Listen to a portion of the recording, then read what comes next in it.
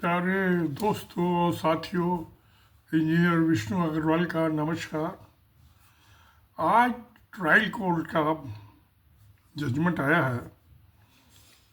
ये मालेगांव मक्का मस्जिद में जो बम ब्लास्ट हुआ था 29 सितंबर 2008 को, जिसमें 6 आदमी की मौत हो गई थी और तकरीबन 100 आदमी जख्मी हुए थे।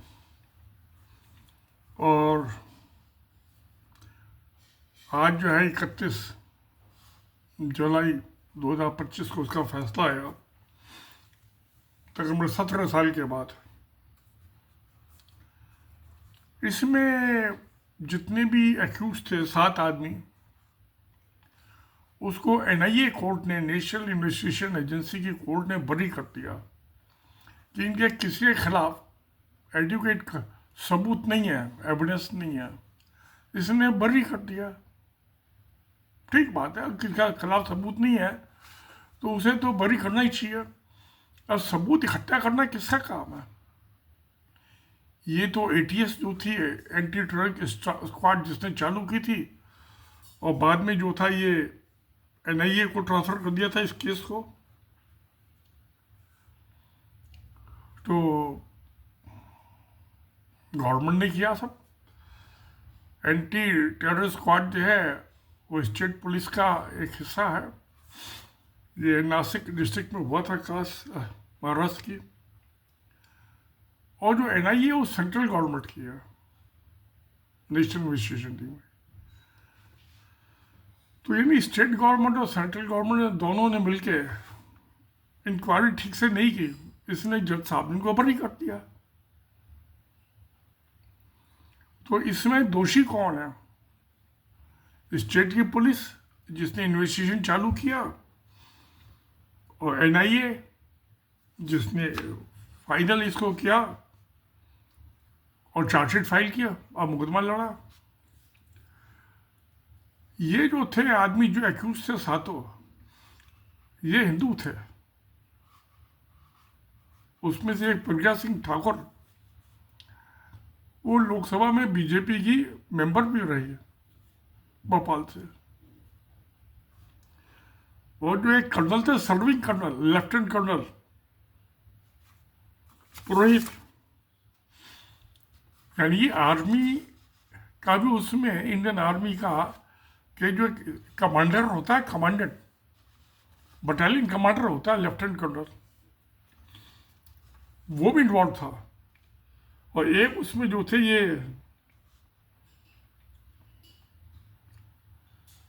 दूसरे थे, एक और सज्जन, वो आर्मी के रिटायर्ड मेजर थे। तो आरटीएक्स का जो आर्मी के स्टोर से इंतजाम किया था या चोरी की थी, उन रिटायर्ड मेजर साहब ने की थी, करकी या कराई।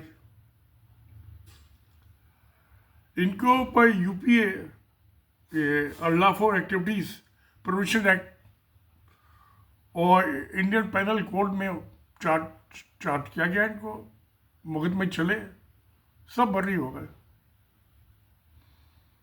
ट्रायल कोर्ट ने कर दिया। तो प्यारे दोस्तों, एक तो बात है, इसका मतलब ये है कि जो आदमी, 6 आदमी जिनकी मौत हुई और जो 100 आदमी जख्मी हुए, उनको कहाँ इंसाफ मिला? इंसाफ तो नहीं मिला। विक्टिम तो वही है ना, जिसकी मौत हुई है, हत्या हुई है, या जो जख्मी हुआ है।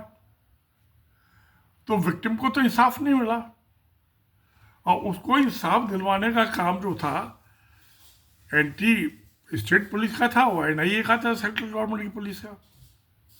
दोनों ही फेल हो गए, दोनों ने इंसाफ नहीं दिलवाया। तो इंसाफ तो नहीं हुआ, जस्टिस कहाँ हुआ? कहीं भी नहीं हुआ। जब तक कि जिसकी हत्या हुई है और जो जख्मी हुआ, उसको, उसके दोषियों को सजा ना मिले, तो विक्टिम को तो जस्टिस नहीं मिला। और ये किसी ने तो क्या इन्होंने नहीं किया, तो कौन थे इसमें इन्वॉल्व? क्रिमिनल एक्यूज कौन थे? कल्पिट्स कौन थे? तो कल्पिट जो है वो भी नहीं पकड़े गए। तो फिर इन्वेस्टिगेशन तो इनकम्प्लीट ही रही है ना। तो क्या कोर्ट को section 173 subsection 8 of the CrPC में फर्दर इन्वेस्टिगेशन ऑर्डर नहीं करना चाहिए था? क्या आप और इंक्वायरी की, जो असली कल्पित है मुजरिम उनको पकड़ के अदालत के सामने पेश कीजिए। वो ना स्टेट पुलिस ने किया ना सेंट्रल पुलिस ने किया।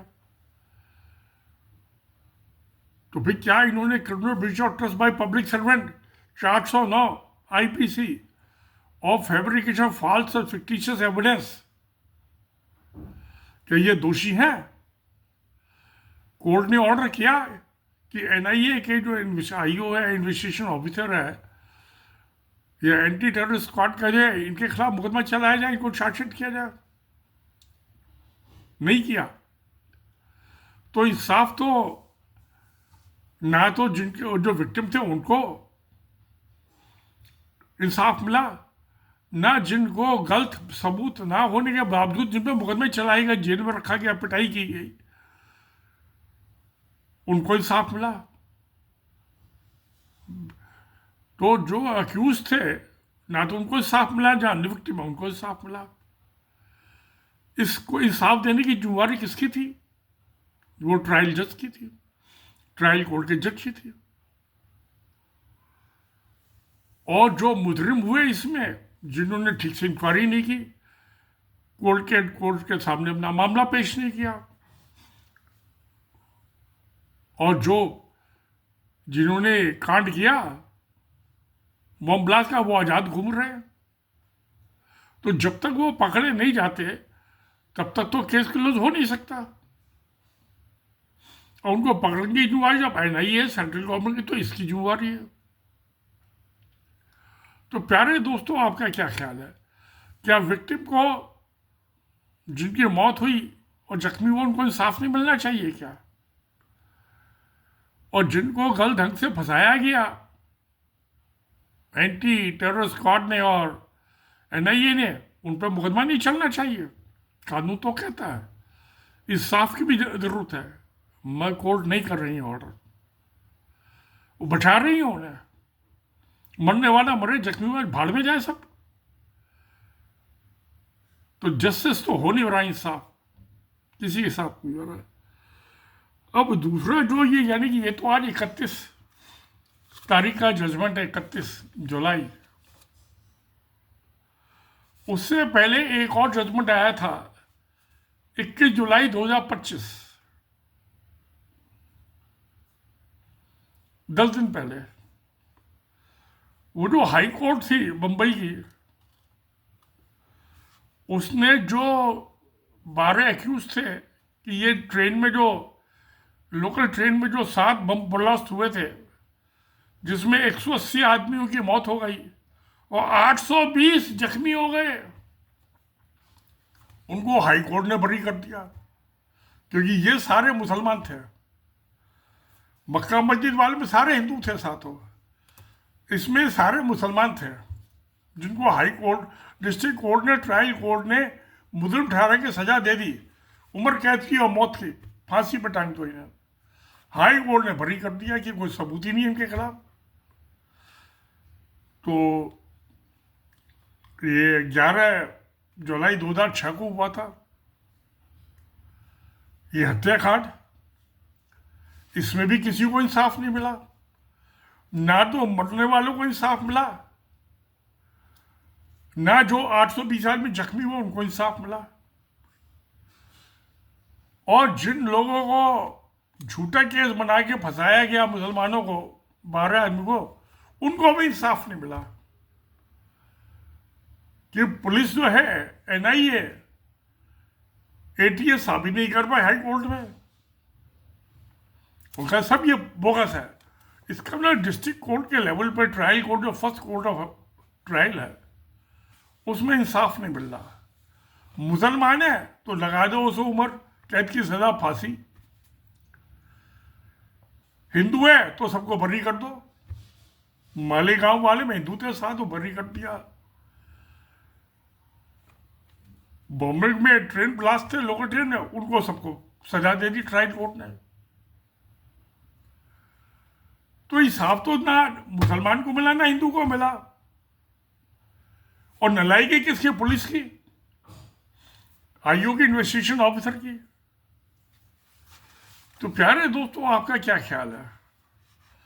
क्या जो 180 आदमी, ये लोकल ट्रेन के जो 7 बम ब्लास्ट हुए थे, जिनकी हत्याएं हुई और 820 आदमी तक जख्मी हुए, उनको साफ नहीं मिलना चाहिए? और जिन 12 आदमियों को, बेगुनाहों को मार पीट के उसे झूठे दस्तखत करा लिए कबूलनामे, उनको इंसाफ मिला? और मुजरिम दोनों केस में कौन है? हिंदुओं मुसलमानों की पुलिस, स्टेट की पुलिस और सेंट्रल गवर्नमेंट की पुलिस।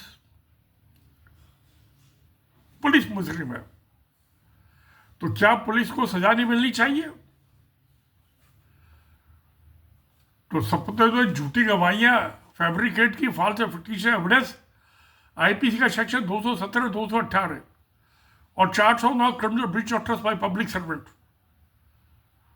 इनको तो ईमानदारी से करना चाहिए। अमानत में खयानत की है ना इन्होंने, सरकार के साथ और समाज के साथ। तो पुलिस वालों को तो सजा होनी चाहिए इमीडिएटली। और दोनों ही केस में, चाहे सुप्रीम कोर्ट है, इसमें इसको मुकदमा दर्ज करने का ऑर्डर करने चाहिए। तो जब ये सुप्रीम कोर्ट में अपील हो गई है और ये एनआईए ने जो इसके बॉम्बे हाई कोर्ट के केस के फैसले के खिलाफ उसमें अपील की है सुप्रीम कोर्ट में, तो 24 जुलाई को जो था, ये 21 जुलाई का ऑर्डर था 25 का, और 24 जुलाई 2025 को सुप्रीम कोर्ट की 2 जज के बेंच ने ऑर्डर को स्टे कर दिया है। ठीक है, देखते हैं क्या होता है इसका। तो अभी तो स्टे किया, देखा जाएगा। उनको नोटिस इशू किए, एक तो मर गया था जो 11 चंदा, उनको नोटिस दिया, चलेगा मुकदमा सुप्रीम कोर्ट में। मगर मुसीबत ये है कि जो डिफॉल्टर हैं इन्वेस्टिगेशन में, उनके खिलाफ कोई कार्रवाई नहीं हो रही। ना ही 173 सबसेक्शन 8 में फर्दर इन्वेस्टिगेशन कोई कोर्ट ऑर्डर कर रहा है कि भाई असली जो मुजरिम है, गुनाहगार, उनको पकड़ो और कोर्ट के सामने लाओ, जस्टिस के सामने। वो तो कोई कोर्ट भी नहीं कर रही। तो कोर्ट भी डिफॉल्ट कर रही है इंसाफ देने में। और जो पुलिस है, चाहे स्टेट की है या सेंट्रल गवर्नमेंट की, वो भी ठीक से इन्वेस्टिगेशन नहीं कर रहे, सबूत पेश नहीं कर रहे अदालतों के सामने। तो फिर गवर्नमेंट भी मुजरिम है, उसकी पुलिस, और कोर्ट भी डिफॉल्ट कर रही है कि 173 सबसेक्शन 8 में सीआरपीसी के वो फर्दर इन्वेस्टिगेशन का ऑर्डर नहीं कर रहे। जब तक कि असली मुजरिम ना पकड़े जाए, गुनाहगार ना पकड़े जाए, तब तक केस खत्म कैसे हो गया? खत्म तो नहीं हुआ ना, इंसाफ तो नहीं हुआ। जो आदमी मर गए या जख्मियों के साथ इंसाफ हुआ कहां? इंसाफ देना कोर्ट का काम है। तो पुलिस और कोर्ट दोनों ही फेल है, क्योंकि कोर्ट को 173 सबसेक्शन 8 में ऑर्डर कर देती तो आगे इंक्वायरी होती, फर्दर इन्वेस्टिगेशन, पढ़ के लाओ, कहीं से लाओ। अब जो मालेगांव वाला केस था, इसके बड़े लंबे चौड़े हाथ हैं। इसमें एक सज्जन होते थे जो आरएसएस के प्रचारक थे, सुनील जोशी, उनकी हत्या कर दी। उनकी हत्या किसने की? ये जो गैंग था, जो मालेगांव बॉम्ब ब्लास्ट में इन्वॉल्व था, इसने ही अपने गुरु सुनील जोशी के आरएसएस के प्रचार की हत्या कर दी, क्योंकि उसे सब पता था इनकी कार्रवाई का। चाहे इन्होंने ये मालेगांव मस्जिद में बम ब्लास्ट किया और चाहे अजमेर शरीफ दरगाह में बम ब्लास्ट किया, ये और जगह कर रहे थे। एक रामजी सांगरे, जिनका साथी था, वो आज तक गायब है, पुलिस पकड़ ही नहीं पाई। एक सांगरे था, उसके साथ एक और था, जिन्होंने सुनील जोशी की हत्या की, आरएसएस के प्रचारक की। वो दोनों आज तक गायब है। सारे हिंदू इन्वॉल्व थे। सुनील जोशी आरएसएस का प्रचारक, हिंदू, रामजी सांगरे वो हिंदू, आरएसएस का उसका साथी वो हिंदू, और सातवें को ये हिंदू। इन्वेस्टिगेशन पूरा कोई कर ही नहीं रहा पुलिस वाला हिंदुओं के मामले में, और मुसलमान के केस में झूठी गवाहियां। कोर्ट को देख नहीं पा रही क्या हो रहा है, तो ऐसे तो आतंकवाद खत्म नहीं होगा। तो प्यारे दोस्तों, आपका क्या ख्याल है? होना चाहिए साहब। तो ये सच्चाई है। तो सत्य में जयते। नमस्कार, धन्यवाद।